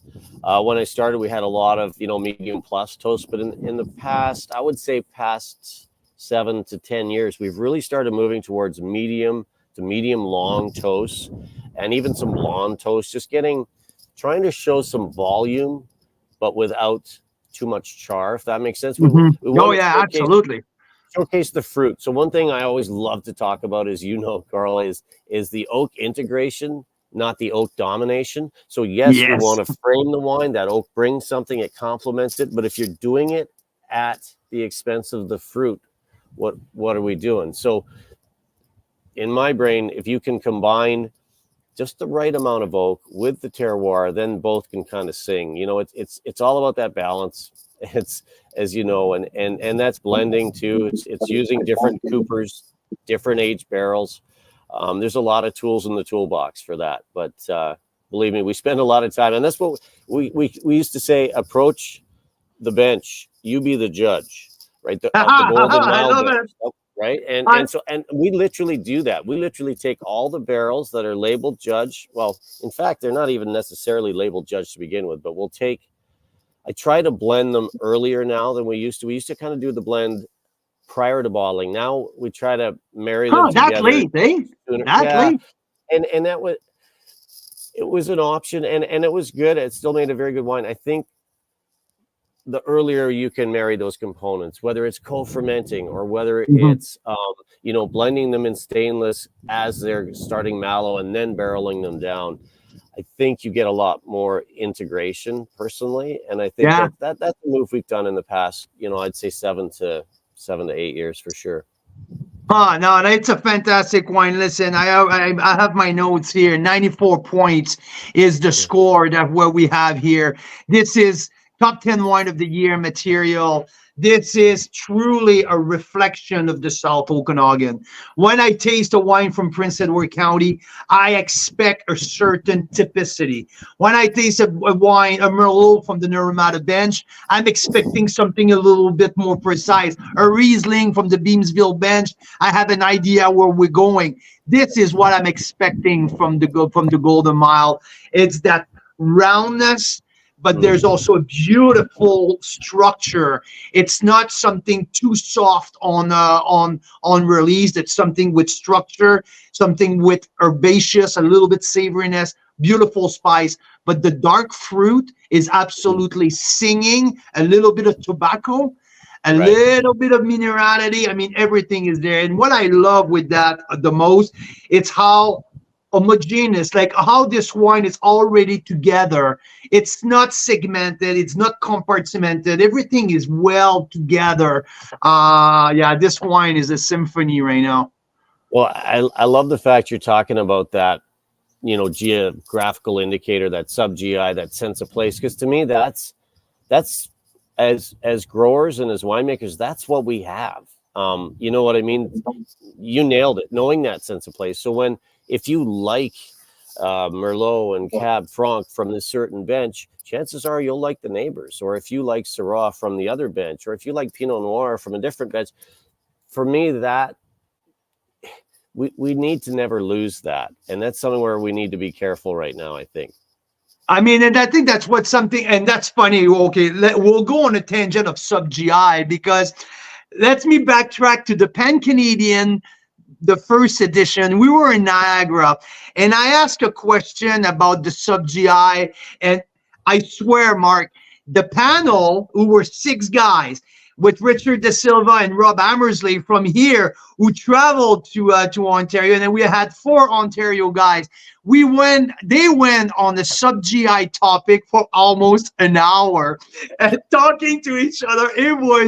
And the public, we had 60 people just listening to that conversation, and people putting their points on. It was brilliant. But that's where I believe that Ontario are further ahead, especially Niagara, are further ahead than the Okanagan Valley in terms of the definition of each and every sub GI, and how most of the winery makes sub GI, single vineyard, single block, more precise sense of place. That's what we are doing now. But I'm saying because we are on the right track. I believe that now we got the Golden Mile, but also the Golden Mile Slope. Now we're developing. I think it's funny to see how Summerland, one of the smallest, got split in 3. But this is not an easy project to do, to map out your terroir. Everyone has different interest in there, right? So yeah, it's an interesting topic. We had a soil scientist out when they first talked about the first sub GI in the Golden Mile bench. And I'll never forget, and his words were, we need to make it scientifically defendable. It's not just a line in the sand. It actually means something. So, and some people weren't happy where that line was drawn. But the reality is, if it's scientifically defendable, saying this is the terroir, this is the alluvial fan, this is this bench, this is that, you can invest in that. You can invest your not only resources, but your time and your energy, your brand. right? Energy, and put your brand into that site who means where you're at, because we know a wine is a sense of place. And when you, as a winemaker, create that juice with that sense of place, that's where now we're starting to say, oh, that's this Golden Mile here, right? I mean, this is rewarding. And that's why now we're going to have 13 wines side by side for a 3.5, 4-hour experience all together. And we're going to have our nose say, oh my God. Like, so, I mean, I can't wait, man. I can't wait. We're 5 weeks away. I've been talking to each of every winemaker one-on-one, and they are so excited about it. To meet you as the host, to visit your winery, to taste your craft, but also being all together and have that sense of camaraderie, and that sense of we're belonging with each other and building that Canadian future together, right? Mm-hmm. Yeah, I think that's really well said. There's not, we go to trade shows and we, might have a beer or a glass of wine and talk about what's going on in the vineyard or what's going on in the winery with other winemakers. But I think when you do it with intent, and I know you'll know some of the questions already that are coming out, and I'm sure you've got history with a lot of these people, which is, for me, that's fascinating. So we can learn their terroir, their techniques, and kind of do a deep dive and nerd out that sounds like fun to me. Mark, there's one thing, and I'm not fighting, but I'm keeping my foot down in terms of bringing that event to the cities. One thing why I want to keep it to wine country, because you just mentioned it. Oh, we often see each other in trade show when we have a beer. When we stay in wine country, and we're tasting wines from each other instead of having a beer at the pub or at the restaurant, the conversation is much deeper. Mm-hmm. I mean, this is a completely different experience to host a wine group together in wine country than in downtown Toronto or downtown Vancouver. And that's why it's so exciting for me to bring all of these people together in the country here in the south of the Okanagan. Well, and I think it also speaks to the importance of the farm. Yes. Right? Without the farm, we got nothing. Right. So let's focus on that and focus on some techniques and meet some good people. And I know there's going to be a lot of good stories and new friendships come out of this for sure. Yeah, because we have 4 days of activities. Mark, I'd say the Thursday night, we're going to do a welcome reception at Mythology, where all the traveling winemakers are going to stay. We're going to do a pizza night there. Everyone will be invited. We're going to have a vertical tasting, back vintage of rosés with Daniel Bonterin. Jeff Undermark want to take everyone, the Ontario and all of the winemakers, tailgating in the Similkameen. And we're going to do an Aramata bench tour at Richard's place at De Silva. So we're going to take these people south and a little bit all over the place. So it's going to be a beautiful 4 days. And I can't wait to share that with you, my friend.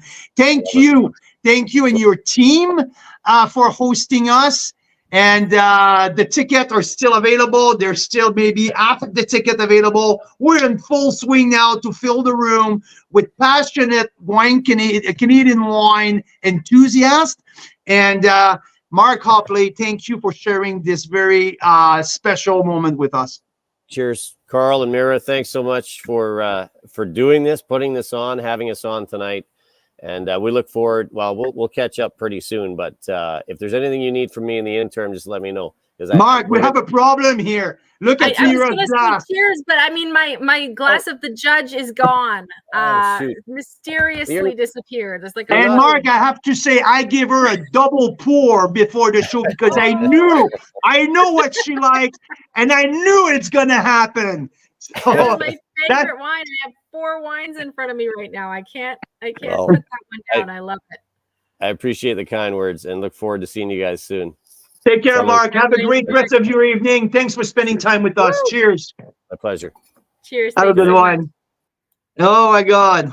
That's so much And now, like, I was excited, and now I am like, I can't wait. I'm so freaking thrilled. I'm so pumped. I know.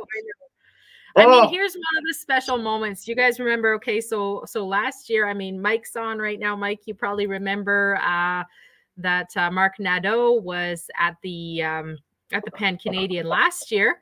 He was introduced to us by John Skinner at Painted Rock. And look at this. Before, right, at the Pan-Canadian, and then after. This was 1 year later. We did an incredible back vintage tasting. Richard Da Silva flew out for it from Da Silva Vineyards. Ilya Senchuk from Leading Post came out, and we all got together with a couple of dozen wine lovers at the Vintage Conservatory in Toronto. And it's really cool where these things can lead when you grow this community that we're growing. So we're so grateful to be all 5 weeks away. We're 5 weeks away. Sorry, from the start of the celebration. I mean, I'm excited. I'm just really pumped to seeing that schedule rounding up right now. And the people in town here or in the Okanagan now more and more excited about the project and wanted to be part of it. And so we are inviting all of the Canadian wine enthusiasts. You and your friend come and join us for a weekend of celebration of Canadian awesomeness in the south of the Okanagan. June the 15th is the date of the Pan-Canadian. We have our traveling winemakers arriving on the Thursdays, most of them. And it's going to be an awesome And so time. quick recap before we go, because this was a long Wine Wednesday tonight, and it's time for some dinner out in BC here. It's maybe time for bed out in Ontario or Nova Scotia. But there's the Pan-Canadian on the Saturday, right? All afternoon. It's like a 4-hour tasting. Sit down, relax, and just enjoy the journey because it is going to be a really phenomenal afternoon. And also to listen to these, and listening to these guys, to the panel, I think that's what makes that tasting so special, is when you have 5 or 6 owner or winemaker in front of you discussing together and with the crowd. That's to me, that's the very special part of that kind of tasting. Yeah, that's what Rob Hammersley's saying here in the comments in the VIP group. The wines are pretty good, and the panel discussion is absolutely the best part. Wines are pretty good too, though. They're phenomenal wines. They've been really carefully hand selected, region per region, producer per producer, and varietals per varietals, to make sure we have the representation of everything we need to showcase to wine lovers. That's Carl's special genius that I think only he can pull off with tasting so many Canadian wines every year. But what I wanted to say is on the Thursday night is when many of the winemakers are arriving. So if you're a member, you're coming into town for the Pan-Canadian. Thursday night, we're going to have a welcome reception with pizza, and just everyone gets to bring whatever they want from their cellar. And we're going to have a fabulous evening at Mythology Vineyard. It's near Hester Creek, about 10-minute drive near Oliver and Osoyoos. So that's at Mythology on the Thursday night. We're just working out the ticket price for that, but it will be an affordable dinner and evening out, pizza and salads and lots of wine kind of thing. So Mark Simpson, the owner of Mythology Vineyard, has a wood fire pizza oven on the outside of his of the winery. So we're gonna have a pizza specialist making pizza different kind of pizzas for the party. And we're going to have some Mythology Vineyard wines, plus all the wines that people are going to bring. We're looking at something like $45 a ticket. So it's going to be a fun night where people are going to be introduced to each other, knowing that we're going to spend the following 3 days sharing a lot of great stuff. Absolutely. Mike is just asking what's being showcased for Hester Creek at the Pan-Canadian, and it is 2020 to judge, right? That's 2020 the judge, the wine that we just talked about, one of the 2 favorite vintage of Mark Hopley, the longtime winemaker at Hester Creek. Vintage, Vino, wine of the week. There you go. Here's a little snapshot. Yeah, this is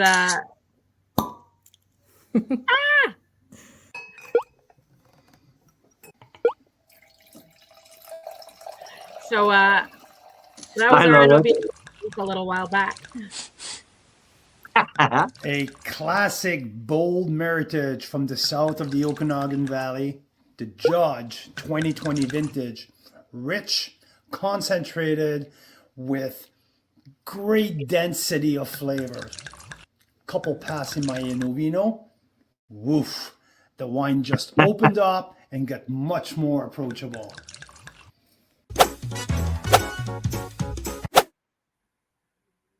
That's brilliant. I love it. That was from a couple of weeks back, but yeah, so this is the 2020 the judge at Woof, right? Woof. Like a puppy. Yeah, so if we go back to the weekend, if you're coming out, there's the Thursday night pizza and wine night at Mythology Vineyard, a casual evening where people who are just dropping into town can stop by and have some food and meet everyone. Friday, we're going tailgating in the Similkameen with Jeff Hundertmark from Mount Boucherie. So that will be fabulous. And speaking of the Similkameen, that is where Daniel Bontarin has his new vineyard and winery. And we're going to be doing a 7 vintage vertical of his Cab Franc Rosé. I believe it's 8. I believe it's 8. 8, even better. Yeah. And that will most likely be at the BC BTAC at Okanagan College. They have a wonderful tasting facility kind of place we've been frequenting lately. So that's up near Penticton. But okay, we know that you are too geek when you take your wife on a date at the lab, at the tech lab. This is where we go on our lunch date. It's a good cheap date. They have wines open, and we pick up sandwiches on the way. Yeah. And then we have a nice, but the thing about them is they have a whole schwack of library wines that they open on a weekly basis to test them and to see what's going on with them. So it's a fascinating place. We love to bring members there who are around that weekend, and we'll be doing the tasting at the BCB Tech. To be confirmed in the next day or so. The cost for that, if you're coming to town, I believe is about $125. Yeah, I think that's what we're talking about. We're looking at $125 per person to taste 8 different single vineyard Cabernet Franc rosé made by the very best, well, to my opinion, Cabernet rosé winemaker in British Columbia or in Canada. So a unique experience to take all the way back to 2015. So yeah. So that's the Friday. The Saturday, of course, is the Pan-Canadian. You do have a little time in the morning if you want to squeeze a winery in on your own, but we're going to be busy setting up for the Pan-Canadian. That starts at 2:00. Those that want to come early, we might be able to get a little vineyard walk in there, even just informally. But that's all afternoon on Saturday. The evening on Saturday, we're just finalizing details for that. But those that want to stay for dinner, we will probably take over Hester Creek's restaurant that evening, more or less. And the also Terrafina restaurant, a fantastic place. Our winemaking group, our 11 panelists will all be on site. And if you, as a guest, want to come and share your thoughts on wines and that. The panelists are going to be having dinner there. They're going to be open to chat with everyone and keep having fun. I mean, they're there to have fun as well. So absolutely. So that's the dinner. And then on the Sunday, there's actually the Okanagan Wine Festivals are doing some cool events on the Sunday as well. And we will probably run a bit of a tour with any members and that are staying on the Sunday as well. I know. Yeah, I know that Richard wants to have the panel at the Silva. So I think the Naramata bench is on my radar. I would like to take people on a little Naramata bench tour. So because it's, to me, after spending 3 days in the south of the Okanagan, I need to bring the crew, I need to bring the people back a little bit more north, where the style of wines are completely different and as delicious, but with different structure, different flavor profile. So I would like to bring people a little bit more north, and why not the Naramata bench? So Richard has been traveling with us in Ontario multiple times, and I would love to bring, by the way, I just stopped by this afternoon and I tasted a couple of wine in tanks at the Silva, and oh my God, the 2022 Legato Chardonnay. Yes. And the Fumé, the 2023 Fumé Blanc. Wow. So anyway, some great stuff. So can't wait. It's amazing, you guys. Thank you so much for doing Wine Wednesday with us. What a great way to relax. I hope you get fabulous weather this weekend like we are in the Okanagan. 30 degrees out here, sunny. And don't forget, it's Closson Chase. It's Closson Chase week. If you like Chardonnay, if you like Chardonnays with energy, with nerve, with tensions, with precision, it's Prince Edward County in a nutshell. There's 2 outstanding Pinot Noir, 6 world-class Chardonnay, one of the best rosé of the season, the 2023 Pinot Noir rosé from Closson Chase.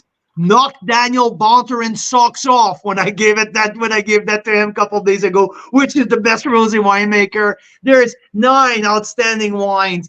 Take a peek. The price is great. The shipping rate are fantastic. Nothing more than $20 for a cross-country order.